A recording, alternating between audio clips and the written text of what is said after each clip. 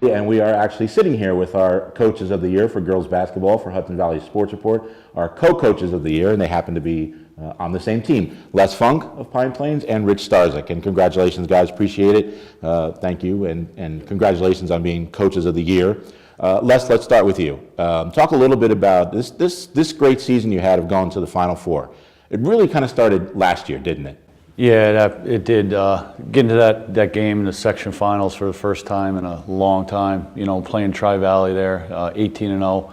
Our girls really started taking off into the off season, and I think that's where this whole thing, this season led, was that game and how excited the girls were in the off season through AAU and the camps and stuff that we did. It really built into this coming year. Right, and that was the 2014 season. Richie, you told me a great story from the 2013 season that you guys just wanted to go to sectionals for the experience, and you couldn't even get in the sectionals at that point. No, we couldn't get in. We played a tough schedule, which we really wanted to try to get these girls to play the best competition to get better themselves. And in doing so, we didn't end up, doing well with our record, and we weren't allowed to go to sectionals. We applied to get in there, and they told us, no, you can't, even though Chester, number 1 seed back then, had a bye. We said, you know what, we'll go in and play. We'll be the AC. We'll play for the experience, and it was just it was a no-go. So that gave us a little more drive for the next year to really work hard. What did you guys do, and I'll throw it to both of you, what did you guys do in the off season to prepare for this coming season, knowing that you had made this major breakthrough with the program, gotten to the sectionals, gotten to the final last year, first time in school history, to kind of prep yourselves for the fact that, look, we got almost everybody coming back, and this could be a potentially historic season?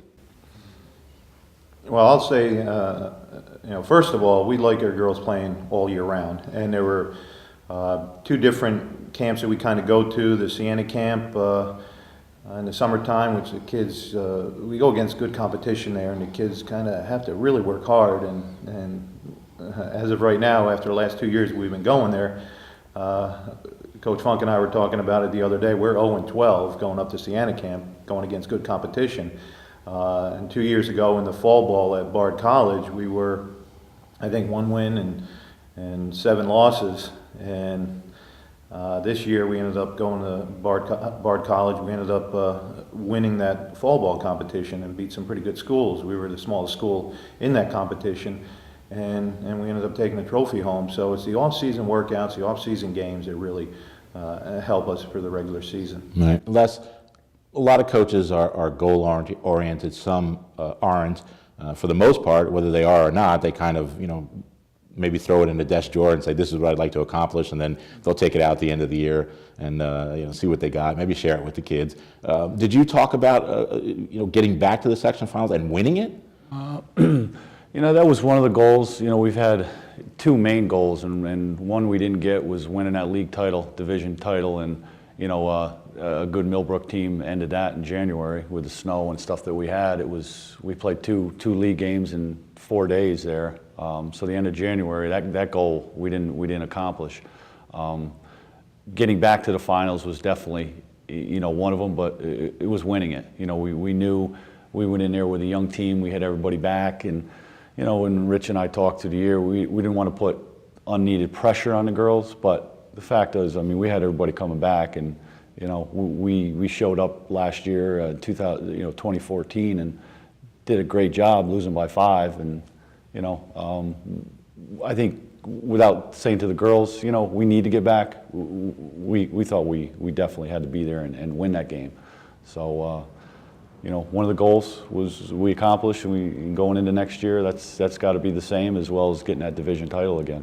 And finally, both of you, please talk about, we've written about your relationship, your friendship, the whole idea of co-coaches before, but I'm not sure our viewers have actually heard you guys, talk about it as much. How does it work? What's a typical practice like? What are games like? And you came to that decision because neither one of you, said, I don't want to be the head coach. Do you? No, I don't want to be the head coach. But you made it work. Yeah. We start this? Okay.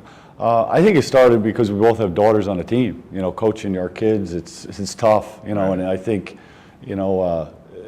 there's things that I say to my daughter, she doesn't want to hear it. You know, we talk on the way back, and it's like she'll just, sooner or later, you're going to tune out Dad. So we came and said, you know, Rich says, you get on my daughter on some things, and I'll get on yours, and that's where it started. But I'll tell you, it went into other things where, you know, you try to find a JV coach that's developing it, and we couldn't find that kind of coach. So we were like, well, we might as well do it both together. And, you know, the practices at that time, my older daughter was in college playing. It was like, if I had to go and leave early to see a game, you know, Rich could take over practices and games, and vice versa with his daughters and his, you know, younger son, some family stuff that I would cover. And it just led into off-season stuff where, you know, a coach these days, like you said, we got to do the AAU, you got to do the camps, you got to do the open gyms, and here we don't both have to be there. So that worked out. And Rich, we talked a little bit, you know, late in the season as your postseason run was going on. You know, there's not a lot of timeouts. There's not a lot of time in a timeout during a game. But you said you make quick consultation with each other and you make it work.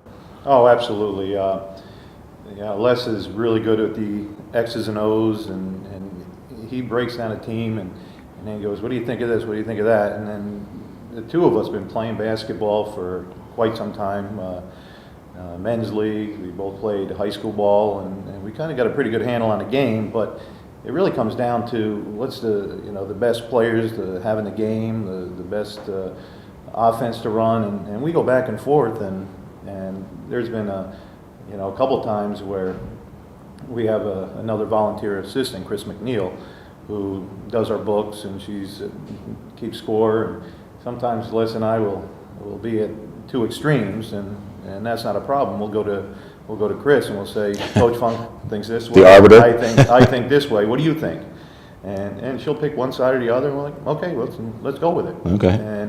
And it does happen that way. Not that often. Not that often. We can pretty much agree on a lot of things. We know the game, and because of that, we can come up with a pretty good decision.